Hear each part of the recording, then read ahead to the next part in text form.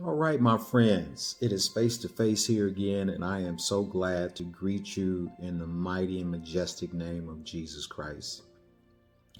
Um, I'm kind of doing something a little bit unorthodox on tonight. Actually, this is in the evening, it's late in the evening, but I wanted to capture something. I was doing a little writing, and I wanted to capture this on video because we've been talking about vision. And if you have not caught up with this yet, I am doing a vision series at this point.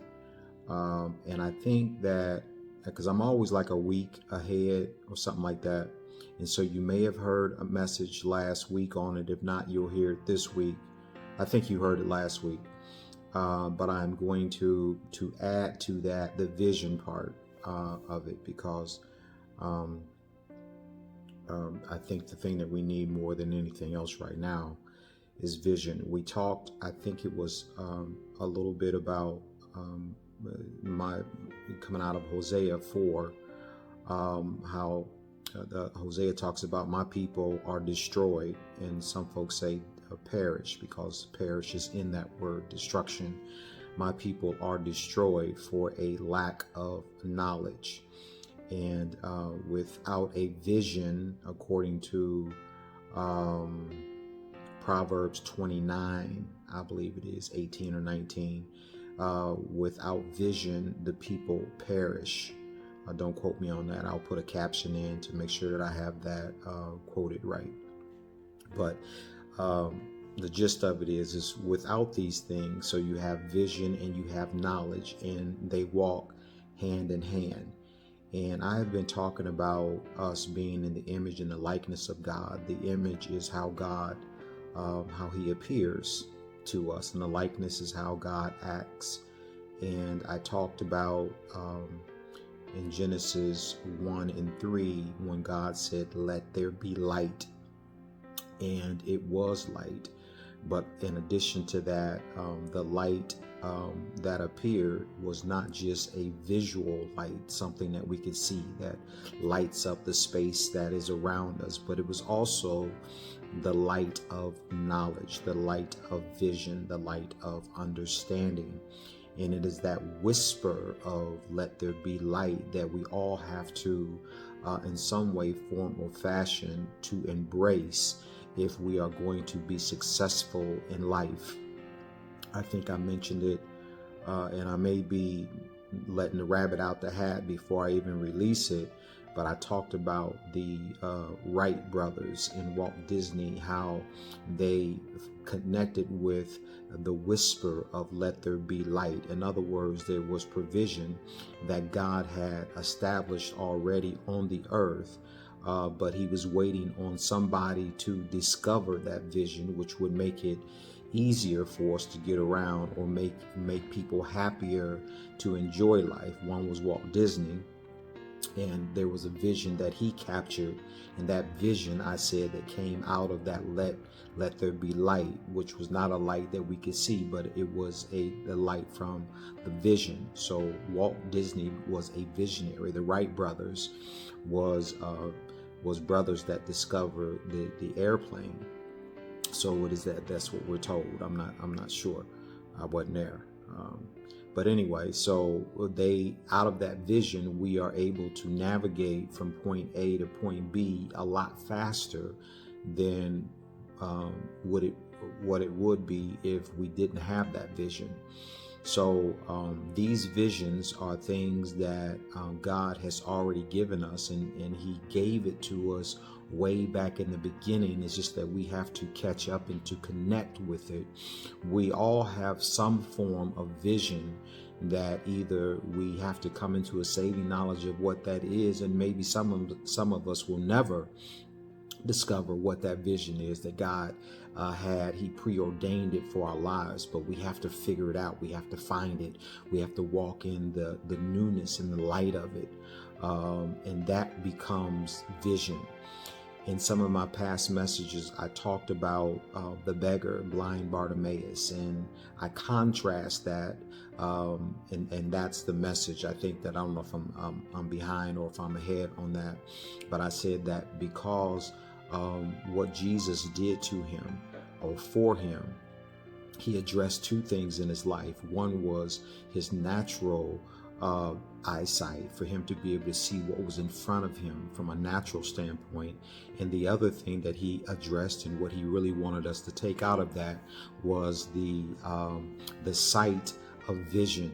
And because the Bible says that Barnabas followed Jesus along the way, or along the road from that point, which would suggest to us that he saw something in Jesus that brought about a much greater value for him than anything else. And he used that natural sight in order for him to navigate him into that spiritual sight, or that visionary sight, which was Jesus, and that becomes much greater than the natural. So that's a little summary, but I wanted to talk to us just for a few minutes about out of the book of Psalms 91, and I want to speak to us out of verses 5 and 6. And it says that in verse number 5, it says, thou shalt not be afraid for the terror by night, nor for the arrow that flieth by day. Verse 6, nor for the pestilence that walketh in darkness, nor for the destruction that wasteth at noonday. Now I want to focus on verse 6, but I want to bring to the forefront and to your understanding that in these two verses, that the psalmist is he's basically capturing all three parts of the day. He's talking about the daylight early in the day. He's talking about the noonday, and he's also talking about the night, the dark time. And so, and those are areas in our lives when what he's saying that the enemy is busy, he's at work in all those spaces. So he wants us to understand that. In verse 5, he talks about that the enemy, that we should not be afraid for the terror. And when we look even at 9/11, terrorist attacks often are very used, they're very destructive, and they come at night. They don't devise terrorist attacks during the day for the most part. It's always like the thief, the enemy comes to steal, kill, and destroy. It's like a thief in the night. It don't show his face because it's a coward. So it's gonna try to sneak you. It's always trying to sneak you. But when it sneaks you big, and it's trying to take you out, steal, kill, and destroy. It's up to something huge. And so, but what it's saying here, and this is not my real focus point, but it is a point, a critical piece to this, is that is a terrorist. And oftentimes we have terrorists in our lives. If you when you up to no good, the terrorists is, they say the freaks come out at night. The guy's always preying on the girls at nighttime. If you're going to do your little deals, your little drug deals, you do them at night. When you're going to smoke your little stuff, you do it at night, in your car, in the basement, somewhere where can't nobody see you, or you drinking, or whatever your little mischief is, that's at night. And he describes that as terrorism, or a terrorist attack, because you don't understand when you putting a joint up, or cocaine, or all that, you don't understand what ultimately it is doing to your body. That will be a reflection on your family, and the destruction of it is just it's indescribable. So it is a terrorist.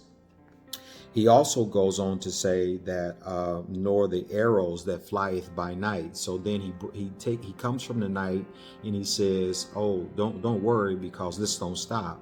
I mean, even when you go to sleep and you can't rest because you never know what's going to happen.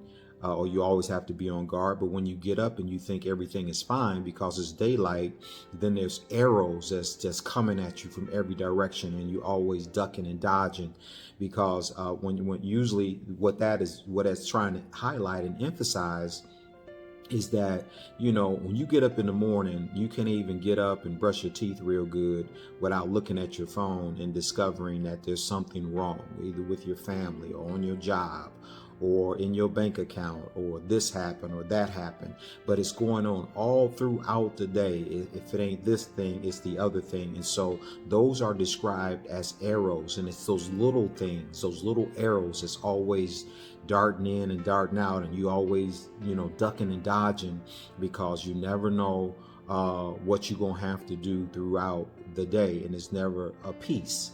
There's never a downtime. It's just the enemy is always on his post, and he's always firing at us. So this brings me to the point that I want to talk to you about. Verse number 6 says, "Nor for the pestilence that walketh in darkness." For the pestilence that walketh in darkness. Now, pestilence is defined and understood as some type of disease or some type of virus. He says, "Nor for the pestilence that walketh," it walks. There is something about disease that it walks. It gets legs and it walks in the dark time. Now notice in verse 5, he talked about darkness from a terrorist standpoint.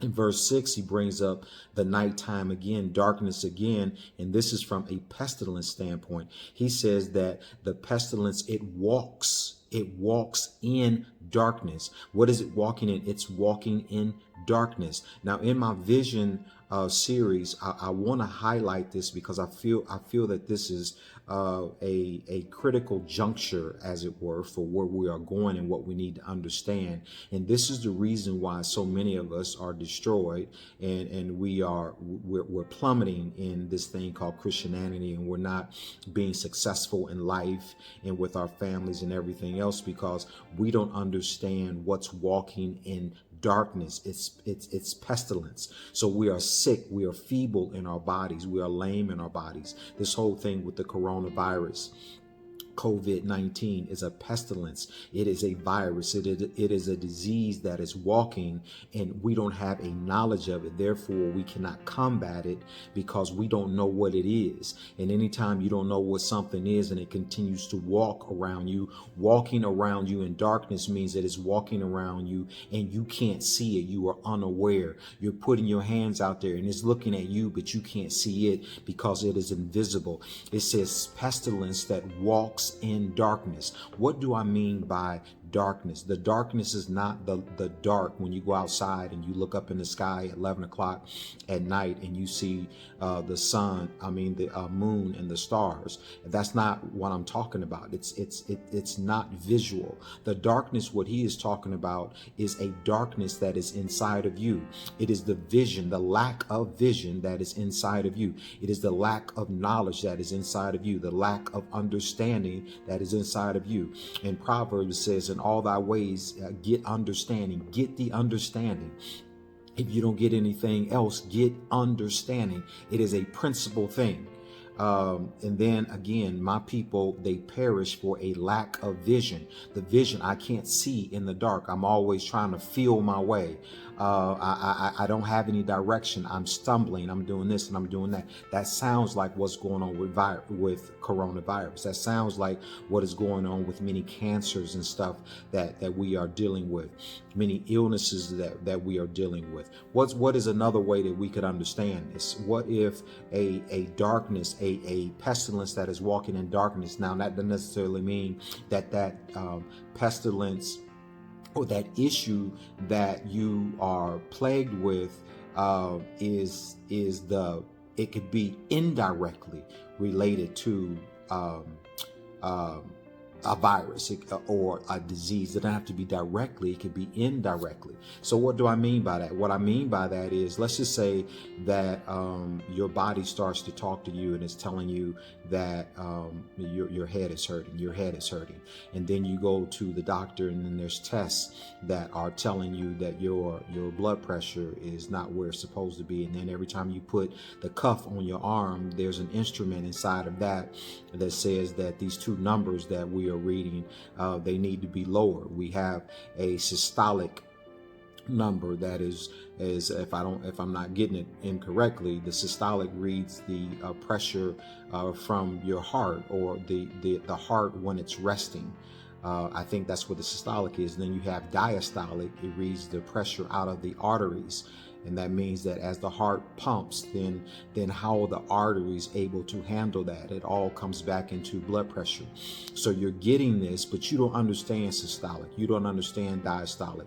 You don't understand medical terms. You don't understand the foods that you eat. You don't understand the diets that you should be on or that you should abstain from. You don't understand these things. So when you don't, what that is saying is that the disease or the pestilence, it walks now in dark places. It walks in darkness. Why is it walking in those dark places? Because you don't have a working knowledge. You are absent. You are void of knowledge. You are void, therefore, of vision. You don't have a vision for it. And if you don't have vision for it, you won't have sustainable life. And that sustainable life means a life for not only you, but for your children.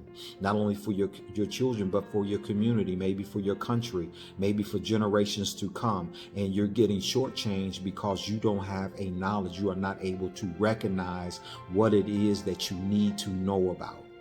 And so I'll stop right there. I've actually went over my time, but this stuff is so good to me. I hope that you have gotten something out of this.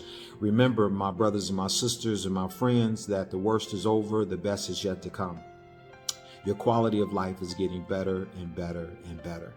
And ye shall live and declare the works of the Lord. Until the next time, be blessed and get vision, get knowledge.